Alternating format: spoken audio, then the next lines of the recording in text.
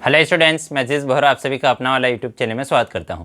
इस वीडियो से यूट्यूब से मेरी जो भी अर्निंग होगी या जो अर्निंग हो रही है उसका 10% गरीब बच्चों को फ्री एजुकेशन प्रोवाइड करने में किया जाएगा, तो सपोर्ट करते रहिए। तो आज हम 11th class physics chapter number 10 mechanical properties of fluids का टॉपिक पढ़ेंगे, सरफेस एनर्जी। इस टॉपिक को मैं बहुत ही अच्छे से, बहुत ही इजी वे में एक्सप्लेन करने वाला हूं, इसलिए इस वीडियो को पूरा देखिएगा। और अगर अभी तक आप लोगों ने हमारे चैनल को सब्सक्राइब नहीं किया है तो चैनल को सब्सक्राइब कर लीजिए, बेल आइकन को भी प्रेस कर दीजिएगा ताकि नए वीडियोस के नोटिफिकेशन आपको समय पर मिलते रहे। तो क्या है आज का हमारा टॉपिक? आज का हमारा टॉपिक है सरफेस एनर्जी। तो सपोज करो हमारे पास एक लिक्विड है, ठीक है। ये एक कोई भी विसल है, उसके अंदर क्या भरा हुआ है?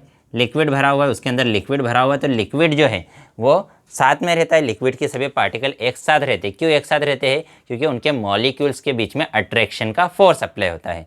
लिक्विड के मॉलिक्यूल्स के बीच में अट्रैक्शन का फोर्स अप्लाई होने की वजह से उनके सभी पार्टिकल्स, उसके सभी मॉलिक्यूल्स एक साथ रहते हैं।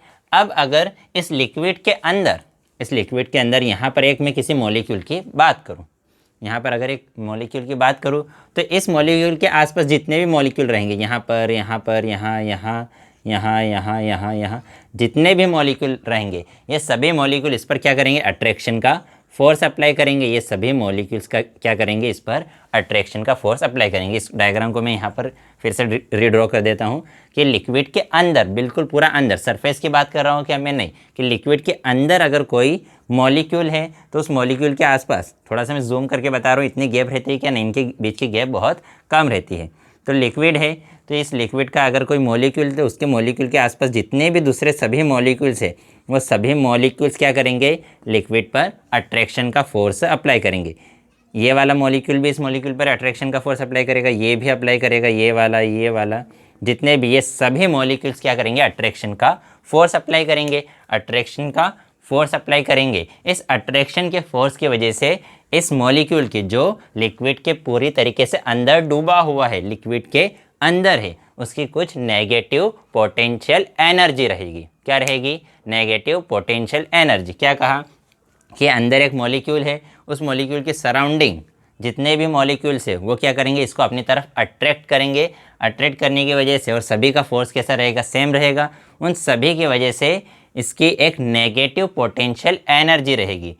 अब इसमें दूसरी बात यह है कि जो फोर्स है, अट्रैक्शन का फोर्स, ये भी अप्लाई कर रहा है, ये भी अप्लाई कर रहा है, ये भी अप्लाई कर रहा है, तो ये अट्रैक्शन का फोर्स इस बात पे डिपेंड करेगा कि उसके सराउंडिंग कितने मॉलिक्यूल्स है, कि इस मॉलिक्यूल के सराउंडिंग कितने मॉलिक्यूल्स है। जितने ज़्यादा मॉलिक्यूल्स रहेंगे उतना ज़्यादा अट्रैक्शन का फोर्स रहेगा।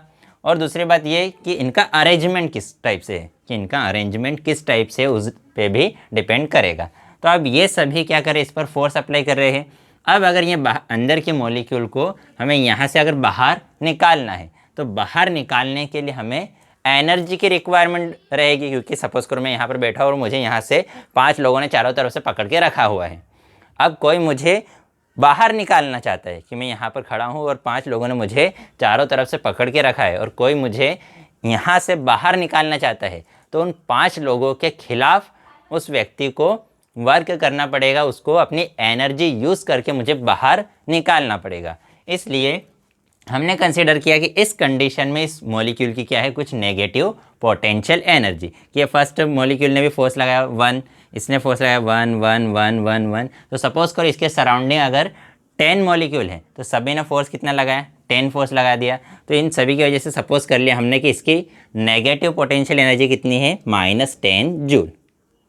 इसकी नेगेटिव पोटेंशियल एनर्जी कितनी है? -10 जूल। अब हमने ये कहा कि नेगेटिव ही क्यों है? क्योंकि इन 10 लोगों ने उसको 10 जूल एनर्जी से पकड़ के रखा है। और अब अगर हमें इसको बाहर निकालना है, अब अगर इस मॉलिक्यूल को हमें यहाँ से अंदर से बाहर निकालना है, तो हमें +10 जूल एनर्जी रिक्वायर्ड रहेगी। कि अगर कि इसे 10 जूल एनर्जी से इन लोगों ने पकड़ के रखा है, -10 जूल एनर्जी से, तो हमें +10 जूल एनर्जी इससे देनी पड़ेगी, तभी ये अंदर से बाहर निकलेगा। इसलिए हमने कहा कि इसकी जो एनर्जी हो कैसी रहेगी? नेगेटिव। और उस एनर्जी को क्या बोल दिया? Negative potential energy. कि यहाँ जो अंदर का मॉलिक्यूल है उसकी कुछ नेगेटिव पोटेंशियल एनर्जी रहेगी। क्यों? क्योंकि अगर उसे बाहर निकालना है तो उतनी ही पॉजिटिव एनर्जी हमें उसे बाहर निकालने के लिए देनी पड़ेगी। इतना क्लियर है? अब अगर कोई मॉलिक्यूल यहाँ पर है सरफेस पर, ठीक है, कोई मॉलिक्यूल यहाँ पर है सरफेस पर है। अब सरफेस पर मॉलिक्यूल है तो ये सपोज करो इसके आइट साइड अगर 10 मॉलिक्यूल थे तो आप सिर्फ इसके यहाँ नीचे वाले जो मॉलिक्यूल्स है वही फोर्स लगाएंगे, यहाँ का मॉलिक्यूल, यहाँ का मॉलिक्यूल, यहाँ का मॉलिक्यूल। तो अब इस डायग्राम को मैं फिर से एक बार रिड्रॉ कर देता हूँ कि ये मॉलिक्यूल है।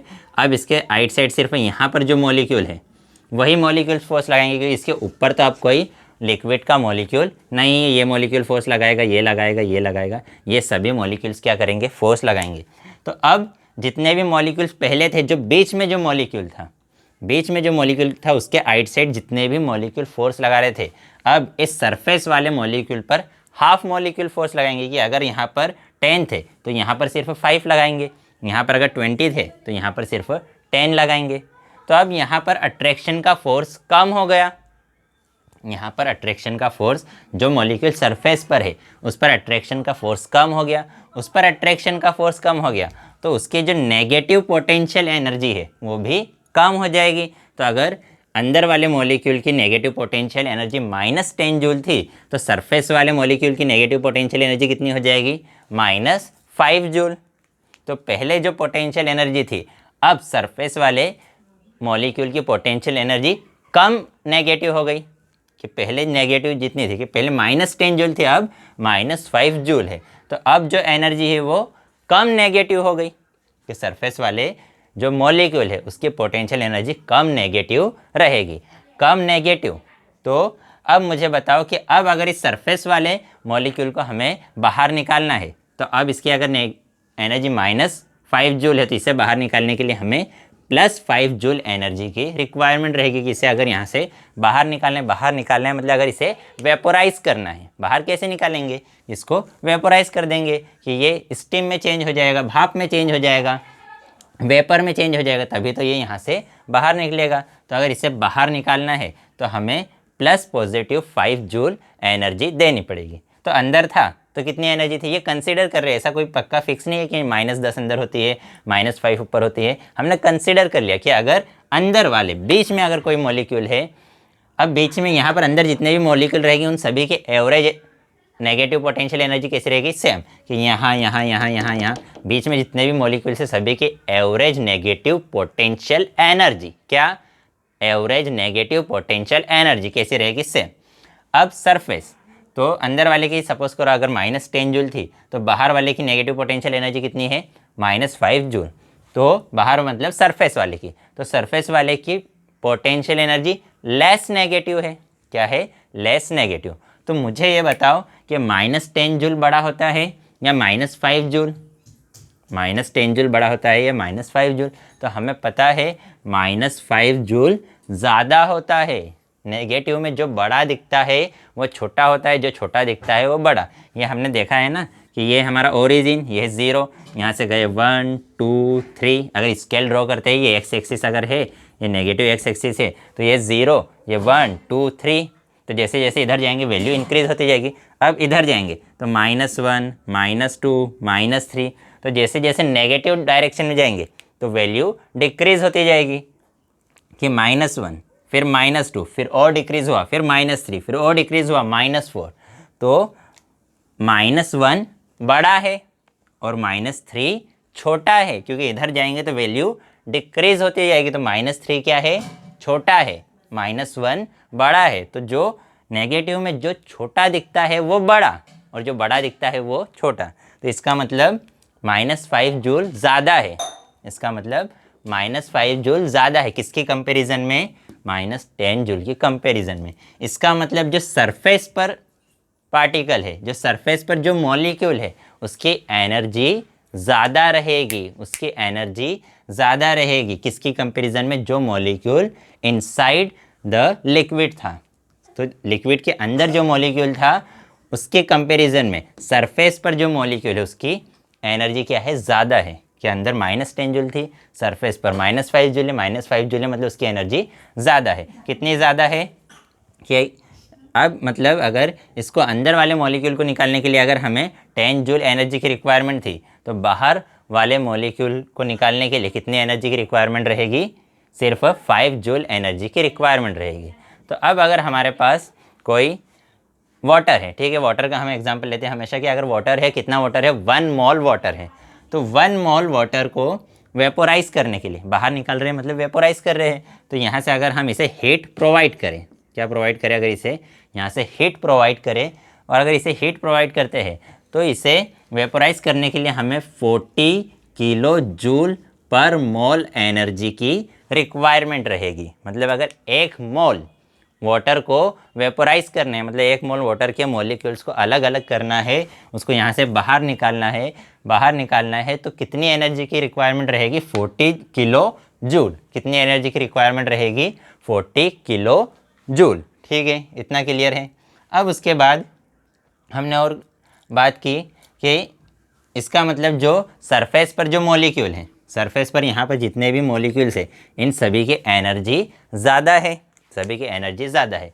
तो यहीं से कॉन्सेप्ट आता है कि सरफेस एनर्जी, की सरफेस की जो एनर्जी है उसी को हमने क्या कहा? Surface energy. इस सरफेस एनर्जी की वजह से ही मॉलिक्यूल या जो लिक्विड है वह अपना सरफेस कम से कम रखना चाहता है। लिक्विड अपना सरफेस कम से कम रखना चाहते हैं क्योंकि नेचर की ये प्रॉपर्टी है। या यूँ कहे कि हर किसी का अपना एक नेचर होता है कि किसी को ज़्यादा गुस्सा आता है, किसी को कम गुस्सा आता है, किसी को कुछ भी बोल दो उसे कोई फ़र्क ही नहीं पड़ता है। इसी टाइप से लिक्विड का भी नेचर है। लिक्विड का नेचर है कि वो कम से कम एनर्जी में रहना चाहता है, कि वो चाहता है कि मेरी एनर्जी कम से कम रहे। मेरी एनर्जी कम से कम रहे मतलब उसकी सरफेस एनर्जी कम से कम रहे। तो अगर मेरे पास 1 लीटर वाटर है, ठीक है, 1 लीटर वाटर है, तो उस 1 लीटर वाटर को मैं अगर इस टाइप के एक पोर्शन में रखूँगा, इस टाइप के किसी चीज़ के अंदर रखूँगा, वेसल में रखूँगा, तो यहाँ पर इसका सरफेस बहुत बड़ा रहेगा। अगर इसका सरफेस बहुत ज़्यादा है तो इसकी एनर्जी, सरफेस पर जो एनर्जी है वो भी बहुत ज़्यादा रहेगी।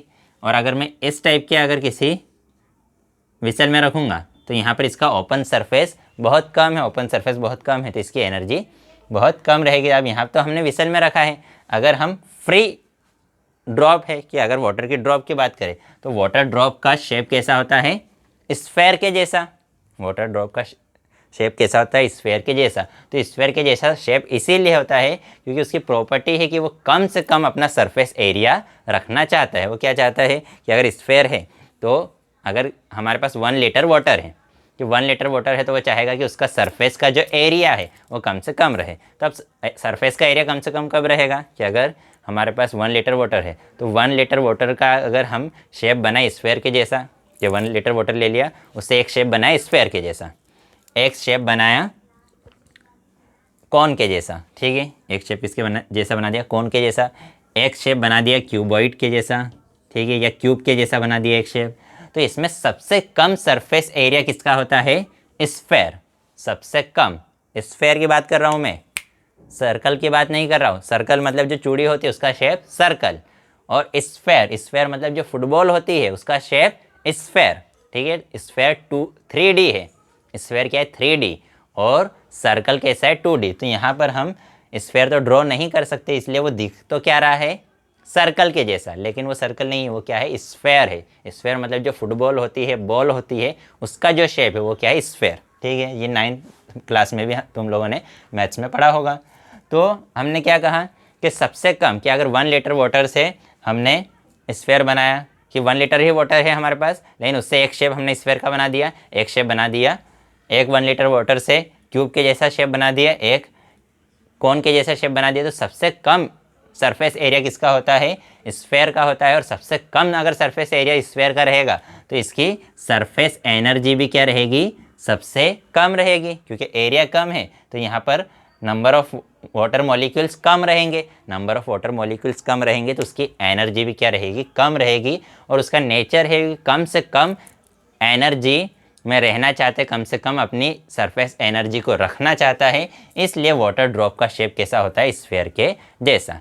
अब इसी टाइप से अगर हमारे पास ये लिक्विड है, अब लिक्विड में यहाँ पर अगर क्या है, हमारे पास कोई वाटर ड्रॉप है, वो वेपराइज हुआ, तो जैसे ही वो बाहर आता है, जैसे ही बाहर आता है, तो यहाँ पर बुक में कुछ इस जेड टाइप से बताया है कि वो जैसे ही सरफेस से बाहर आता है तो कुछ ही मॉलिक्यूल साइज़ की डिस्टेंस कवर करता है, कि भाई ये सरफेस है, ठीक है, ये वो लिक्विड का सरफेस है, यहाँ पर कोई मॉलिक्यूल था, ये मॉलिक्यूल था, उसने जैसे ही 1 और 2 कुछ ही मॉलिक्यूल के साइज़ की जितनी डिस्टेंस कवर की, उसका जो डेंसिटी है वो रैपिडली क्या होता है?